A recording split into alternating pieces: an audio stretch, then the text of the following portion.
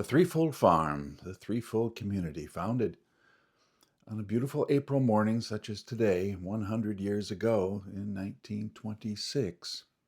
It has meant so many things to so many different people.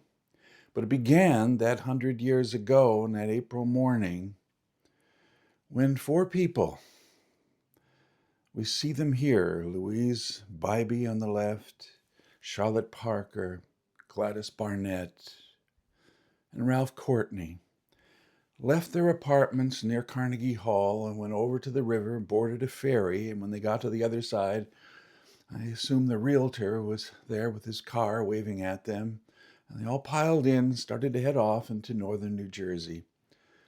Northern New Jersey in those days was still very rural, but when they crossed the border into Rockland County, it was very rural.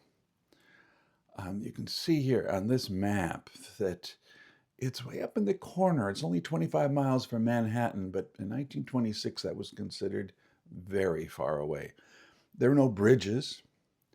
The roads were not very good, but it had a certain charm to it.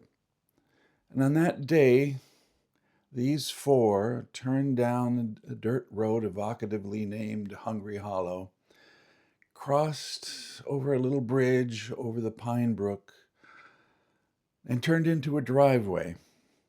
As they spilled out of the car, they stood in front of this little white farmhouse.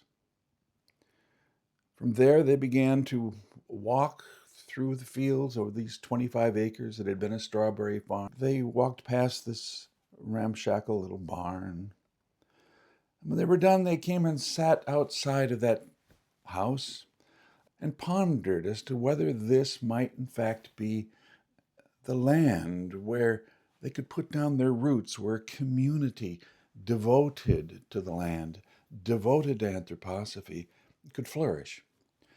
Well, they decided that, yes, this would be the place, and Charlotte Parker took out her checkbook, and that land became theirs.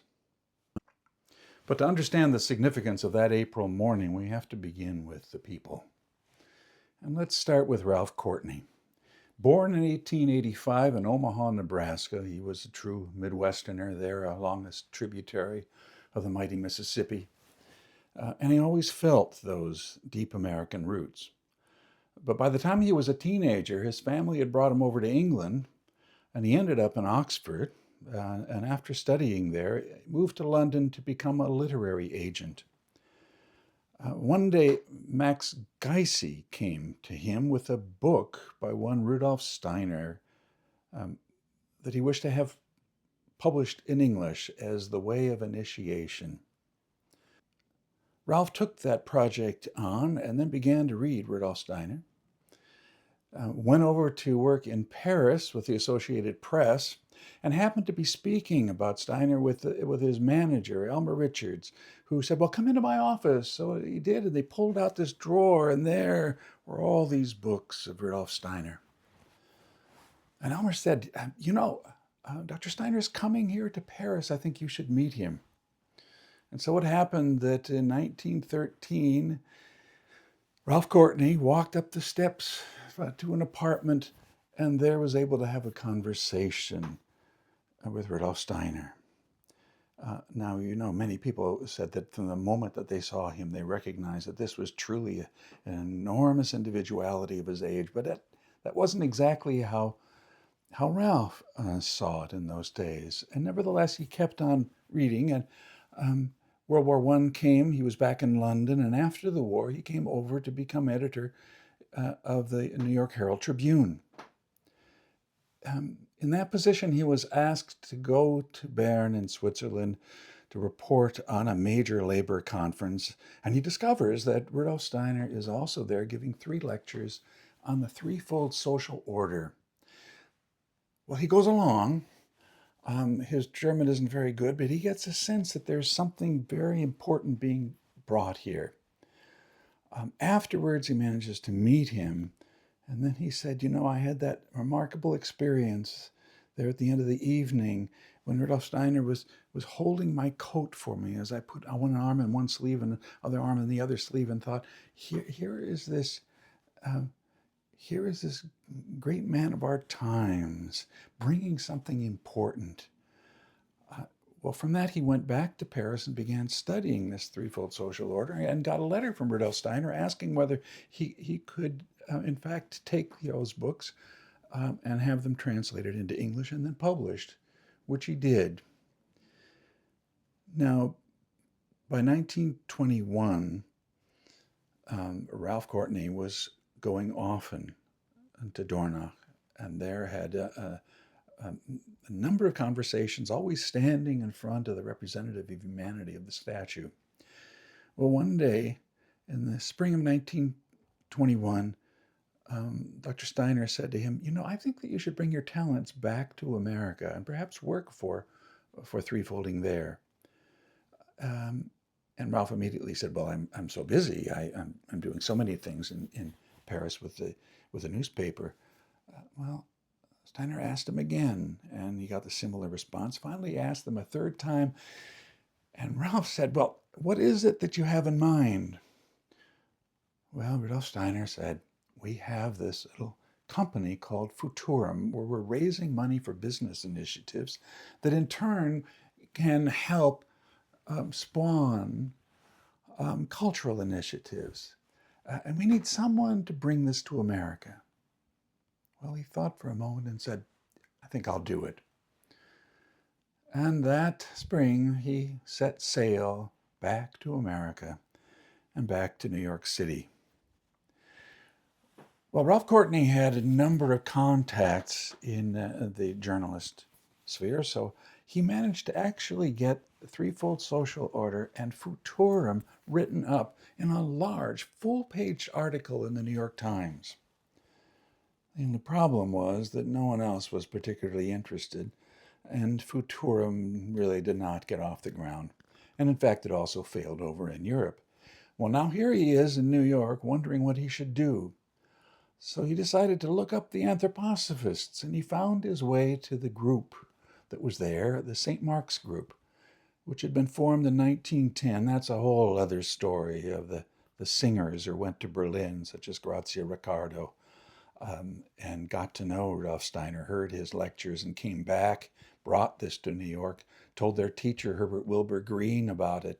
And there they formed the St. Mark's group, given the name by Rudolf Steiner. He suggested it. I can only think perhaps that it had to do with that gospel in which the word immediately appears so many times. Perhaps it responded to that sense of the will impulse that lives in America. Well, now Ralph found his way to this group and began to attend Thursday meetings.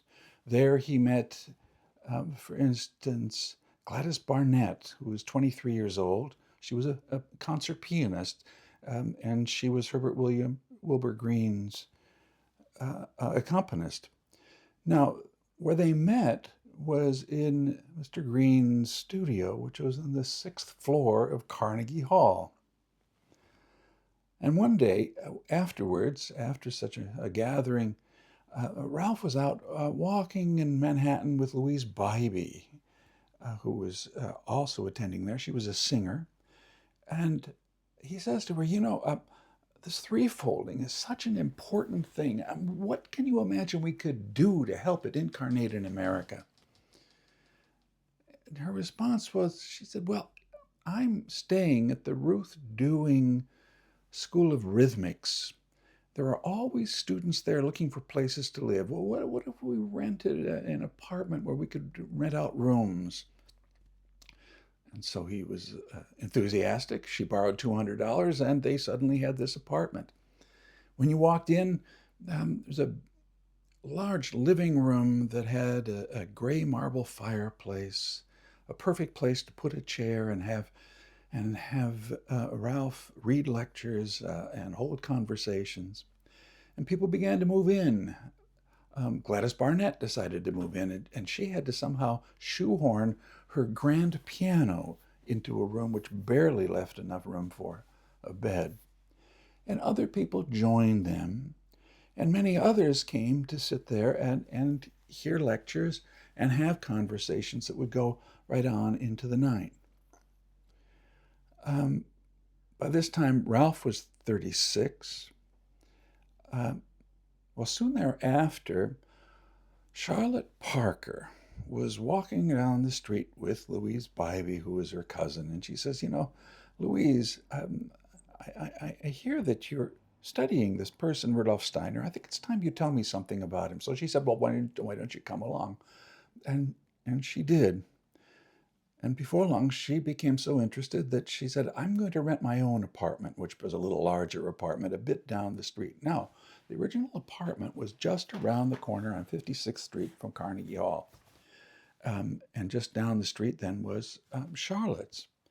Charlotte Parker. Now, Charlotte was born in 1890 in Ipswich, a little bit north of Boston. When she was a teenager, she was off with her family in Berlin. They moved back to Rhode Island, and then at 17, she was studying in Dresden. She then went with her family at the age of 20, traveling a whole year around the world. Japan was a particularly important place to her, where they spent more than a month there. At the end of that, she went back to study in Boston. World War I came along, and she went over in order to work with the medical corps, and actually was driving an ambulance during the war, and working in a hospital with injured soldiers. At the end of the war, she had an apartment in Paris with a friend of hers, and she spent the next year or so wandering around Paris, wandering around France, riding her bicycle up and down the hills of France, enjoying it immensely, until in 1921, she's now 31 years old. She finds herself back in New York studying interior design and art, and having this apartment. Well, her apartment was a little larger, so the gatherings became bigger, and they began to have teas in the afternoon, and that would lead people to staying over for dinner. And pretty soon they formed a dinner club, but they needed someone to cook for it. Now they had 15 or 20 people showing up for dinner. Charlotte, I'm not sure she had really cooked very much in her life, said, "I'll do it." And there you could see her over the stove with her Fanny Farmer cookbook and stirring away while Gladys Barnett and Louise Bybee would be discussing the intricacies of how to get sand out of spinach. Um, and there, more and more people began to come until finally it was like 25 people. They would stay into the evening and have conversations. And finally, someone said, "We need to have a restaurant." Well, that was just a great idea. And Charlotte said, "There's the basement here that's not occupied. What if I rent it and we move down there?" And so they did.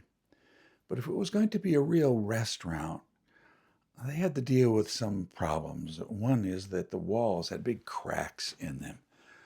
And they had to think what to do with that. So Ralph and Charlotte came up with a brilliant idea, and that was, let's paint in such a way that we'll paint up to the crack in one color and then change the color and bring it down to meet the crack there. And therefore, in the room, as you looked around, there were these fascinating little patterns of color throughout the room. They needed chandeliers, and they had to construct them out of cardboard. They needed tables and chairs, and who should walk in but Fritz Westhoff, a young engineering student. And he agreed to do these and to make them. Uh, there's still a couple of chairs of those that he made that are at the Threefold Auditorium, as you can see in this picture here. This became the Threefold Vegetarian Restaurant. Early in the morning, Ralph would head up to the West Side Market to buy vegetables. Charlotte would get going early. Gladys and Louise were waitresses, along with Ella Smith joined them, and Keys Jansen came from Holland. Is this tall, blonde-haired young man who really impressed people because of how many plates that he could carry around elegantly on a tray. They decided then that they needed also to have lunches. By this time, up 100 people, then 150 people were coming to the restaurant. somehow squeezing him in there in the basement, and they began to have lunches. But I think Charlotte was probably in the middle of flipping her 12th omelet when she said, "Oh, if only we had someone else to cook as well." Well, there was a little lady from Jamaica named Vivian Clark who was working away in the kitchen. I guess she was washing dishes, and she said, "Miss Parker, I think I could do it." And she began also to cook. She would go on to cook for the Rudolf Steiner School, and then later on would cook for years and years at the Threefold Farm, where she ultimately moved. Now, um, this was an exciting place to be. Artists came, musicians, actors, writers, philosophers came, and they would go on talking late into the night.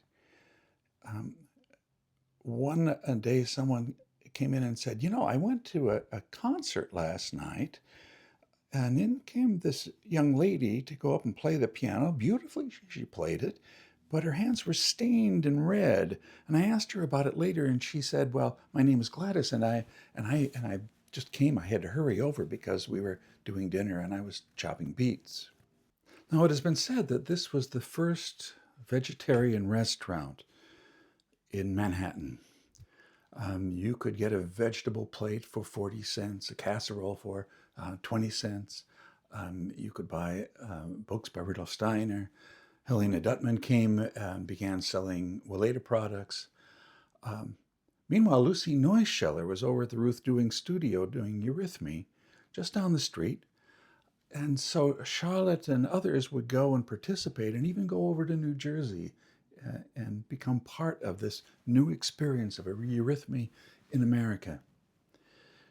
Now, the most notable moment in the restaurant was that of New Year's Eve, 1922. It was Gladys Barnett's birthday, and many people came. It went on and on right into the wee hours of the morning until the telegram arrived, and when they opened it, they sat there in shock to hear that the first Goetheanum was burning. When Gladys heard that, she didn't hesitate. She said, "I'm going over there." And in fact, she sold her grand piano, went to Dornoch, fell in love immediately with Eurythmy, played piano for them as an accompanist. And then when Penman Mar in Wales became the site for the first annual summer school held by Dean Dunlop, she was asked to come along and play the piano. And so she did. It was a remarkable place to be, just the etheric aura of that world of northern Wales, being able to walk amidst ancient druid sites. And there to have that experience along the stormy seacoast of hearing Rudolf Steiner speak of what could be seen there in the etheric aura of the earth. And she said the lecture hall was quite primitive, but the work that was being done was truly remarkable. They were able to go off to the islands of Anglesey and go over to Carnarvon and explore more and more of these sites, always getting the rich insights of Rudolf Steiner. And Günter Wachsmuth later said that he portrayed these ancient times, these ancient peoples, almost as if it all would appear right in front of us. Well, this was this remarkable summer that Gladys had. And when she came back, she was so full of these stories that everyone imbibed them. In 1923, Ralph Courtney wrote to Rudolf Steiner to ask for a verse for America. Well, Rudolf Steiner immediately wrote one for him, couldn't send it through the post. He had to wait for someone to be going over there. And then when Reinhard Miller announced that he was traveling to America, to New York, he said, "Well, would take this along." And so he presented it then to that little group of people who formed a group called the Threefold Commonwealth Group. Ralph Courtney, Charlotte Parker, Louise Bybee, Gladys Barnett, Margaret Peckham, Alice Smith, and Reinhard Müller. Now, in 1924, Ralph and Charlotte announced that they were going to go to the second annual summer school. This time it would be in Torquay, down in Cornwall. And so off they went and had that experience of many lectures, including some powerful karmic relationships lectures, and also the chance to go there to Tintagel. You can imagine what it was for Rudolf Steiner to stand there looking out over the castle that was there, that was built later in later times, but underneath it would have been the ruins, he said, of the castle of King Arthur. And to walk over to the coast and look down to the sea, where the waves hurl themselves against the walls of the rock. And hear Rudolf Steiner speak about how out of this seething foam the elemental beings rise up into living expression. And then how the sunlight pours down and allowing Arthur and his knights to experience spiritual beings just rising out of the foam of the water beneath. This was their experience in Torquay. It was also a chance for them to meet some of the leading lights of anthroposophy in England, to meet Cecil Harwood, Owen Barfield, George Adams. They met Dunlop. And they went home inspired now ever more to do something for anthroposophy. It was one thing to be doing this from the restaurant, but how could we provide a place, perhaps a place where we could grow some vegetables for the restaurant and in this new agriculture, which had been born in that summer of 1924, there at the Kaiserlink estate, biodynamic agriculture. And how perhaps could they also make it a place where people from around the country could come and take part. And so it was that one day Ralph was talking to Constance Ling, who was also working there at the restaurant. And he said, we're considering going into the country and buying a farm. And her reaction was, but we're so busy here. We have so much to do. And you're no farmer. But nevertheless, Ralph decided to take this to Henry Munges, who was the new General Secretary of the Anthroposophical Society in America. So off he went to the headquarters, which were in the basement of the house of the Key family, whose children were playing upstairs. This was, I think, on West 72nd Street, and down below was Henry. Now we have to consider who this man, Henry Munges, was. He was born in 1870 in Texas, moved out to study architecture in Berkeley, where he worked for years. At the age now of 46, he was walking along the streets of Manhattan when he came across a bookstore. I looked in the window, and there are all these books of the same title, Occult Science by Rudolf Steiner. So we walked in and spoke to the owner of the bookstore, who then showed him other books by Rudolf Steiner, and out he walked with The Way of Initiation, which he then read, and then he read more. This was something that spoke to him. And now it was his dream to get over to Europe. Well, 1918, at the end of the war, the opportunity came. He was asked to be one of 12 American architects to go to Paris, to go to France, and help them in the reconstruction. Well, when these 12 Americans showed up, the French looked at them and said, no, I think we'll do it ourselves. But there he is in France. Now, there was an organization that was trying to bring education to the American soldiers who were still waiting there, waiting to go home. Well, Henry Munges plunged into that. They found an old hospital, and there they began to have courses that ultimately over 15,000 American GIs took part in. In 1919, his wife Maud came to join him, and now they went off to Dornach, and they were there in September of 1920 for the opening of this marvelous building. After that, they went home. But then they heard that there was going to be a Congress in July 1922 in Vienna, led by Rudolf Steiner. So they boarded ship again and went off to Europe. And now he said they had these 10 incredible days immersed in lectures, in workshops, and artistic events, in eurythmy, endless conversations among people, drinking all of this in. It was there that he met Walter Moult.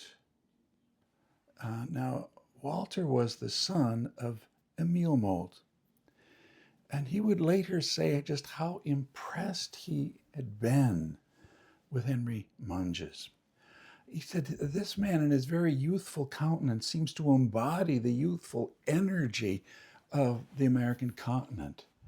But there was something deep in him, something, he said, of his stature that was remarkable, somebody that he had had the real pleasure to meet as a true representative of what was living in that land that he comes from.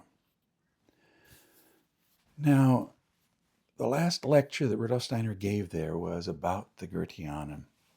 And while Henry Munches had seen it before, he said, I think now is the time when I go and I really immerse myself in the nature of this building.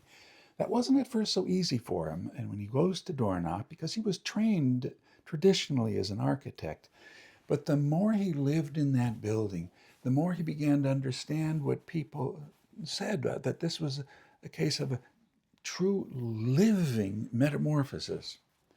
A place where some said you could walk in at least once in your life and have this sense of how spirit actually can manifest in matter. In a building in which has, as was once said by Rudolf Steiner, it has walls but no walls, windows but no windows, as it leads you out into realms of the spirit. So he was profoundly inspired by that, and years later, Hilda Dighton and Gina Palermo would ask him to design a house for them, which he did. This is a house that now stands in Threefold Farm. If you go down Hungry Hollow Road, the last little house right before Raymond Avenue is that house. And others that came afterwards wanted to see what he had done and were always impressed by the nature of how he had taken into himself this sense of metamorphosis and had transformed it into this little building. He, of course, heard about the burning of the Goetheanum. A year later, he went with Maud back to the Christmas conference, where he was one of several Americans to be present. Henry Munges, with that very apparent fiery enthusiasm of his, was then chosen by Rudolf Steiner to become the first general secretary of the Anthroposophical Society in America, and he did. And Henry Barnes later looked back on those years, those many years he had representing the society, how he traveled all over the country and brought those will impulses and that sense of enthusiasm for what anthroposophy has to bring to this particular continent. So there, Ralph Courtney is now going down the steps into the basement and sitting there with Henry Munges, talking to him about the possibility of a farm where there would be vegetables grown and where there would be maybe even a home for anthroposophy. Now remember that both Ralph and Henry had experienced the Goetheanum, and Henry's response, I'm sure thinking of that building there and thinking of that possibility out somewhere in the countryside, was immediately enthusiastic. To think that these young people would now, having done so much in that marvelous restaurant of theirs, would now take it and plant it somewhere in the soil of this country. So that led to April of 1926, where the decision was made that this, in fact, would be the place on that little farm in Rockland County along Hungry Hollow Road. Right away, Ralph got paint and set to work painting the outside while Gladys went and painted the inside. Every weekend, a package would arrive, big package that was full of china and cutlery and tablecloths that were found by Charlotte Parker and packed up and sent out to this little main house. Now, Threefold has grown to be quite a substantial place in the last 100 years, but in those first months, it was a fairly lonely place. No one stayed there over that first winter. Um, Gladys and her friend Elise Stolting announced that they were going to go over to Dornach in order to study eurythmy. And before they left, Ralph and Charlotte came to them and said, yes, but you have to find a farmer. You have to have someone who can come and help us with this land. So they went off there, and then when they arrived, they immediately went up to the son of Count Kaiserlink, uh, Aki Kaiserlink, and asked him, um, do you have a farmer that we could send over to America? And he just laughed and said, we don't have enough for the farms that we have here. Um, but I think you should come and study farming yourself. Now, you don't have to make up your mind right away, but I'm leaving tomorrow, so you'll have to let me know then. And so I imagine they had a bit of a sleepless night, but the next day they were with him. And off they went all the way up to the Baltic Sea where his estate was. And they were making compost by day, and at night they were studying with Mr. Kaiserlink. Elise went back by May of that year, 1927, and immediately started digging a garden in front of that little main house. A few months later, Gladys came, and now they really dug into it. They started with bees. They went and across the brook and through the woods there and up onto the hill, and began to chop down brush and trees. I heard later that when Gladys moved to the fellowship, she was in a room where she could look out over that same field, and she saw people out there working away with chainsaws on it. And she says, we did that same kind of work with just saws and axes. So they were very busy on the farm in those months. And in Christmas, people from New York were invited out. Lots of people came and somehow squeezed into that little main house, that little white house. They put in a Christmas tree, they lit candles. It was just a very special time. That winter, the only ones who were there were just a few of them. And you would see Gladys standing below an apple tree with Keese. Now, Keese and Alice had gotten married. So Keese Johnson and Alice Smith, and he was there up in the apple tree.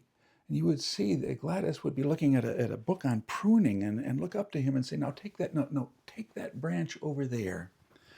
It was cold, there was snow on the ground, and there was a little shack where Alice was preparing a soup for them for their lunch, kind of trying to keep warm by stomping on the ground. And now we can ask ourselves, well, just how big was that land? Well, you had that little main house, you had that ramshackle red barn, and as you went there, you came over the brook through this field up onto the hill as I described. If you turned around the other way and you would go across Hungry Hollow Road, there was a stream coming through, and there was some area there. So it was about 25 acres. Now, there was a little apple orchard there. And I remember how 46 years ago, when Ann Stahl was moving from her house in New Jersey, she said, take all of the plantings, and a whole bunch of us young people did, piled into a truck and took them all out. And then at the end, Howard Mertens said, now we're going to take this Japanese maple, which was quite substantial. And we dug and dug and dug, and somehow a whole bunch of us got it up onto the truck, and we brought it back out and planted it there by now what is Orchard House. And as we were digging a hole there, I said, why are you digging this hole so close to this apple tree? And he said, don't worry about it. Well, we planted that tree. The next day it came down and the apple tree was gone. Howard had taken his chainsaw and done quick work of it. But how we love that Japanese maple today. And that takes us then up into that next year, 1928. And by this time, Ralph had been coming out and spending more time there.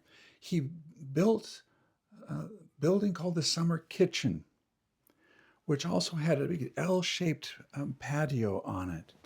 1928 was also the year when finally a farmer came. Paul Strominger from Germany came. He right away bought a horse called Charlie and would be plowing the fields with him. He built a greenhouse in the back of the summer kitchen, and there began to grow more and more vegetables. In fact, for 5 years, the vegetables just flowed down to the Threefold restaurant. Now, you have to remember that that restaurant was still functioning with lots of people. And for Ralph and Louise and Charlotte, they were spending most of their time down there, but really looking forward to the summers because that's when more and more people would come out. They found ways to create rooms any which way they could as people would come and spend some days there at a time. In 1929, Fritz Westhoff came out. He constructed a fascinating building with many different roof lines on it. Came to be lovingly called the Green Garage, where there were cars down below and there were rooms up above. In 1930, it was decided that they needed to widen out that brook, and a steam shovel came in and dug out what we know of as the pond. So all this activity was happening in the summers out there in Threefold. Meanwhile, things were hopping in New York City, and in 1928 they decided they needed a bigger place. So they went down the street to go to a place that wasn't in the basement but was up on ground floor level. You can walk by it today and still see the arched windows that brought in so much light to this building. A lot of work had to be done though, so Ralph Courtney went up to the German labor exchange and found a man named Carl Schmidt, a German woodworker who hadn't been here very long. I don't think his English was very good, and he brought him down to work with him on transforming this really into a restaurant. Fritz Westhoff came and built more tables and more chairs, and it became a bigger thing. Ultimately, up to 200 people could be served in any one evening. Now, it was about 1930 that Carl Schmidt was asked to come out to the farm and to begin work on the main house and expanding it. So they raised the roof. The characteristic gables that we see were created. So there were rooms upstairs. One of them was called the King's and Queen's Room, which had a porch around it. The living room was created. Helena Duttman came out, and there, using what we now know as the living room as a dining area, she began to offer meals during summer times, and more people began coming out. Ralph Courtney and Charlotte Parker were truly citizens of the world. I mean, they'd seen much of it. They had been in Europe in World War I. And above all, they had come to know Rudolf Steiner. And they'd become convinced that just however difficult the times, however dark corners there might be in the human soul, that the human spirit could shine brightly if it were allowed to flourish. And that, they felt, was really their task, to build a bridge between the anthroposophy of Europe and that which was unfolding over here in America, to make Threefold a place where people could study together, they could live together, they could do the arts, sciences, be involved in the soil, and above all, building community. And so they began to work closely with the Anthroposophical Society. In 1927, they joined the council. Charlotte Parker became the secretary of the Anthroposophical Society, working closely with Henry Munges. Now, Henry sent out letters at that time to everyone that he knew interested in anthroposophy. He got back some 60 people who agreed to become members of the Anthroposophical Society. So it was small, but it was growing, and he traveled to so many different groups. Henry Barnes later said that while some people might think that anthroposophy was just a kind of an immigrant to our shores, that you couldn't hear Henry Munges speak without feeling that it had something profoundly to say to this country, to speak to the ideals that are part of this continent. Henry also left to come with his wife Maud out to Threefold Farm, and he invariably stayed in the King's and Queen's room. Loved to sit up there looking out over the activities of people working on the gardens or doing eurythmy on the lawn. Fred and Alice Heckel moved out in 1933 when Paul Strominger went back to Europe, and they took over the farm. They also had a house built for them by Fritz Westhoff. And if you go over in that little lane near the pond, you will see several of Fritz's houses. Here we see where they're putting down the foundation for the Heckel house, and Fred is standing there, and Fritz is standing right behind him. They built houses for Fanny Combs, for Miss Chase from the Dalton School. So more and more of these homes began to be developed in those early years. Now, in 1933, that was really the depths of the Depression. The new president, Franklin Roosevelt. In Europe, you had Hitler, you had Stalin, the Japanese had invaded Manchuria. These were difficult times, challenging times. And now they began to think, what could we do there for the social healing and the greater sense of the need for the spirit in this country? Well, Ralph went down to Henry Monge's and said, we're thinking, we were over at that summer school back a few years ago, over in England by Mr. Dunlap, and we're wondering if we shouldn't do something like that here. Well, Henry was very excited about that, so he immediately raised money so that they could bring over people such as Ernst Lehrs and Maria Rurschel from Europe. Ralph and Charlotte knew that they wanted Ehrenfried Pfeiffer to come. Now, they had been over for the opening of the Goetheanum, the second Goetheanum in 1928, and there they had met Pfeiffer, who was eager to show him his laboratories and to take him up into the fields. So they piled into his car where he drove in his customarily reckless manner, came around a corner and actually smacked into a bulb. They somehow survived that. And they were impressed by the work that was being done in his laboratory. There they met Erika Sabart, Matilda von Frogstein, both of whom would later come to work with Dr. Pfeiffer in the Threefold Farm. And so it was that in July of 1933, the first annual summer school took place at Threefold.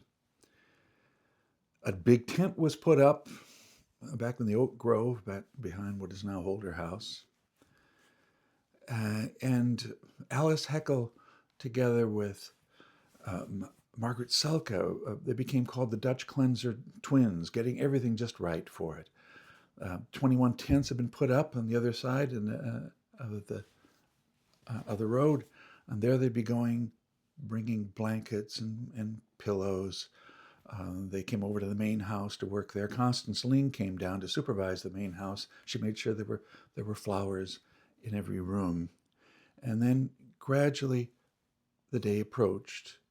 On that Saturday, when over 100 people began to descend on the Threefold Farm, Ralph Courtney cranked up his roadster and made many trips over to the train station in Spring Valley, a couple miles away, and would bring back group after group. Others found their own way there.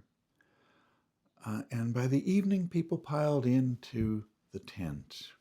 And there they sat to hear the first speaker was Dr. Christoph Linder, who spoke on anthroposophical medicine. Now, in good Waldorf fashion, people slept on it before there was a conversation, but they came back the next morning and there was over 90 minutes of questions and answers on the medicine. After that, Maria Rurschel spoke. Then there was artistic activity. Henry Barnes remembers going over to the summer kitchen where they pushed all the tables aside and where he moved in eurythmy with Miriam Wallace and women of, as he called it, indeterminate age, who knew so much more eurythmy than he did. When that was over, the tables were brought back and other people descended from other corners of the farm to come to lunch, to have a meal of vegetables that were grown right there on the farm. You could come for $20 for a week, room and board in the main house or one of the other rooms. It was $13 if you stayed in the tent. And people just enjoyed those hours that they had in the afternoon to go walking along the paths lined with hollyhocks and phlox done by Charlotte Parker, having meaningful conversations, a dip in the pond perhaps. At 4:30, the artistic events would continue. And then in the evening, that evening, Aaron Fried Pfeiffer gave the keynote address. He spoke about something called biologic dynamics. But he didn't only speak about the soil and about preparations, but something else that had been doing in their laboratories. An indication had come from Rudolf Steiner that if you want to show how the etheric manifests into the world, you could take substances and find the right kind of reagent, which they did. And out of that, these crystalline patterns would appear that would show the health, perhaps, of a plant substance. Now, he had a marvelous way with the English language in which certain phrases people would stumble over. After he spoke, some people were asking, what did he mean by the goats of the pasture? Well, this got to Aaron Fried, who just laughed and said, oh, no, no, the goats of the past, the gods of the past. Now, as those days went on, the many memorable events. So one of them, Anne Stockton had her little dachshund with her. So she tied up to a tent post, and every time the rabbit would go by, he would pull and pull it, and the whole tent would shake. But those 2 weeks were felt to be profoundly meaningful to people. I have to think that Charlotte Parker and Ralph Courtney and others must have felt a great satisfaction as it ended and the tent came down.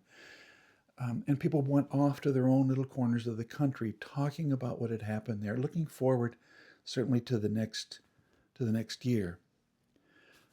That conference, that school would go on for some 35 years until well into the 1960s. They began to put little cabins up here and there, so small you could barely get a bed in them. The most exciting of them was actually what Margaret Selke did, because she took a bunch of lumber, walked over to an oak tree in the oak grove, climbed up and built herself a tree house.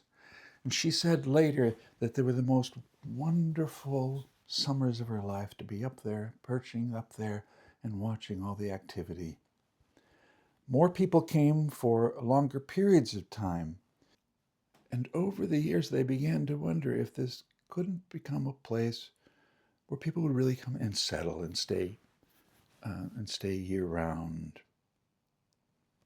So Ralph Courtney published a pamphlet called Your Own Vine and Fig Tree. It comes from the 4th chapter of Micah, that every man shall have his own fig tree, and he shall sit there and live his days in peace.